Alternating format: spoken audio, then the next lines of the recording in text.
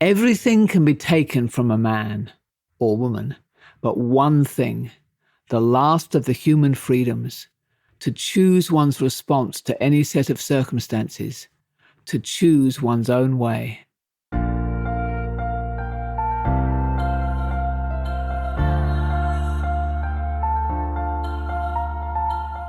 This is Walking Your Talk, a personal development podcast about leadership, authenticity, and courage.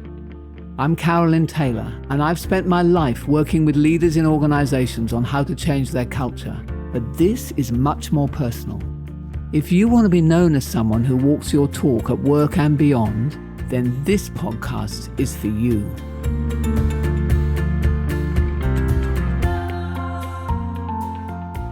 That's Holocaust survivor Viktor Frankl in his book Man's Search for Meaning. Today, I'm going to cover one of the most powerful and empowering changes to how we view the world. Honestly, you pull this one off, and I assure you that the result will be that you will feel far more in control of what happens in your life and much more able to take ownership and to take effective action to make improvements to the outcomes that you're seeking. It all starts with a change in language, which forces a change in perception. I've always found that language, when I listen to people speaking, it gives me an indication of the mindsets that they've got going on, the patterns of thinking that they've got going on behind, because language is a great betrayer of those. But similarly, the reverse, that if you are able to practice changing your language, it forces a dissonance in your mind, which in turn can change the way that you think. So imagine that there were no shoulds or have tos in your language, but only I choose to. I'm suggesting nothing less in this episode, because that's what I think Viktor Frankl means when he says that the final freedom is to choose our way and our attitude and our response to any set of circumstances. And he certainly was facing circumstances that most people would consider justified a pretty negative response. His book shows how he found another way. So let me give you some examples. I was working a few months ago with a regional team who had been underperforming for quite a long time. And a part of the process I always use is I speak to each individual member of the team before we go on an offsite. And they told me that their head office was evaluating their market incorrectly, that they were being compared to other countries where market conditions were different. And I spoke to, there must have been about 15 of them in the team, and almost all of them gave me the same story with minor variations.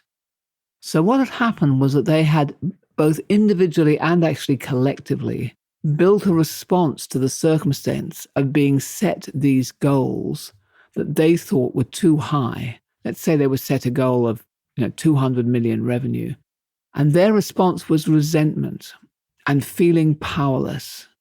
They felt they weren't being listened to. They felt disempowered. They felt like they didn't have any answers. They felt that they were being set crazy goals and then were being given a hard time because they weren't achieving them. Apparently, there were one or two individuals in head office who had actually, in their view, had it in for them and were actually looking for an opportunity to replace some of the regional team with some other people who these people in head office were close to or close friends to. So there was a whole kind of story running behind, almost one of conspiracy and micromanagement and being sort of bullied into numbers they didn't really believe in. It all kind of tied together into this story, into this mental model they had about what the truth was.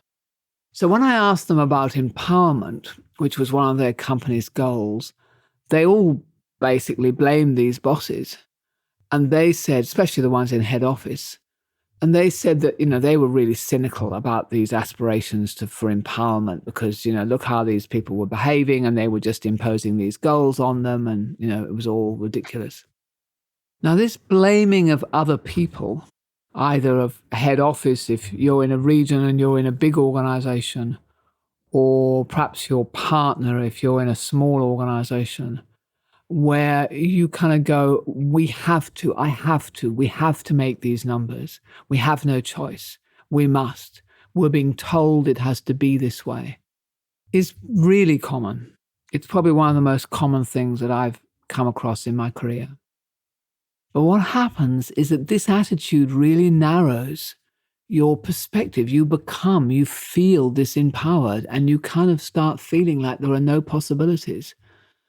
And what happens, and these are the exercises that I played around with this team, and which I'm hoping that you'll be able to play with yourself, is that when we started changing the language and said, for example, well, we choose to set 200 million as our revenue goal. We choose that stretch, and we choose to explore every possibility. Now, even if that sounds ridiculous, and or they knew that they hadn't, just even that language does something really strange to the brain. Because what it does is, okay, if we had chosen this, what would we be doing right now? We would be, exploring possibilities. We would be opening ourselves up to doing things we'd never done before. We would be looking at all the risks. We would be working it very differently. We would be feeling excited. And so just changing from we have to and they did it to us to we choose these numbers and we want to do this produces a really different way of thinking and dramatically increases the possibility, one, that you feel much more empowered, but two, importantly, that you then use that sense of power to actually achieve what you want to achieve. So by the way, the result of that was they actually turned the business around in a couple of months from when we did the work together. Perhaps even more important was that they felt empowered. So nothing had changed on the outside. Head office was still head office. Maybe they were not listening people. Maybe they were unreasonable folks. Maybe they were even a bit bullying. But it didn't matter anymore. Because from an empowerment perspective, the team had grabbed that for themselves. They hadn't waited to be granted it. They had taken empowerment and they had taken ownership. And that had changed the way that they thought. It doesn't actually matter from an empowerment perspective what the people in head office were like. Because as we discussed in the previous 2 episodes, what they'd done is they had grabbed empowerment for themselves and made things happen. So the phrase we chose to, it can actually be substituted anywhere where you feel you have, I have to. Try this one. Here's a different one. This is also a true story. You hate your job. You hate your boss. Opportunities are non-existent. This is somebody I was coaching, but I've met several people like that. You want to leave, but you have to stay because your children can't change schools right now. And changing companies would involve changing cities. So that's the story. Feel helpless, feels disempowered. You're living it. You feel trapped by this organization. You feel trapped by the fact that the kids are now locked into schools. You don't want to go. So how about I choose to stay because I choose and I want to prioritize my children's stability. Same circumstances, but a different mental model. And instantly, the fact that I'm choosing to do that, choosing to prioritize my children, makes me feel empowered. It makes me feel good. It makes me feel perhaps that I am doing a bit of a sacrifice, but it's a good sacrifice. Guess what? This is what happened with this person I was coaching, that the different state of mind actually led to different conversations.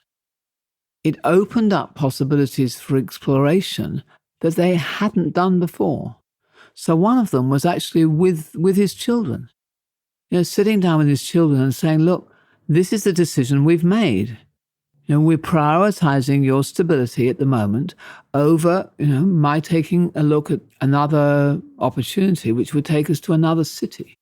Now, in the case of this person, that was the way they ended up. The children agreed that it really did feel important. But there could also have been the possibility when they actually had that conversation with the children that they would have had a very different point of view. But somehow when you're feeling like I have to, you never have that conversation.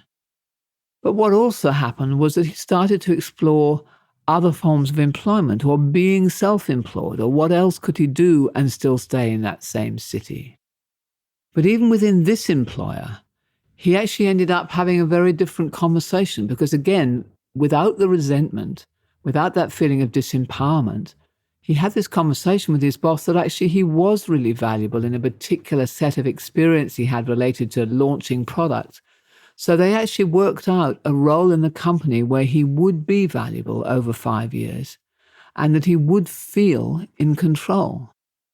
So from going from this feeling of resentment and disempowerment, came away feeling like I am in control, I've made a choice, I've had all the right conversations, it's feeling good.